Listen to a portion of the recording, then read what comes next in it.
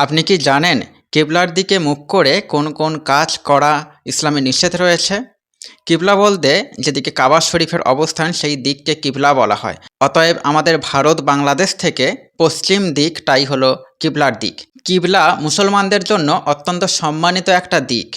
তাই শরীয়তে কিবলার দিকে ফিরে কিছু কাজ করাকে হারাম এবং কিছু কাজ করাকে মাকরুহ করা হয়েছে। যেমন কিবলার দিকে মুখ করে অথবা পেছন করে পেশাব পায়খানা করাকে ইসলামে নিষিদ্ধ করা হয়েছে।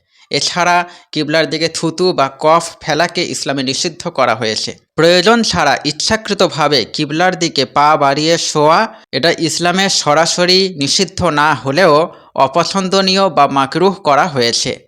এছাড়াও কিবলার দিকে উলঙ্গ হওয়া বা অশালীন কাজ করা, এমনকি স্ত্রী সহবাসের সময় কিবলার দিকে মাথা রাখা অথবা পা রাখাকে অপছন্দনীয় বা মাকরুহ করা হয়েছে। সুতরাং আমাদের প্রত্যেকের উচিত কিবলার দিককে অসম্মান হওয়া থেকে খুব সচেতন হওয়া। আল্লাহ সুবহানাহু ওয়া তাআলা আমাদেরকে এই সমস্ত আচরণ থেকে হেফাজত করুন। আমিন।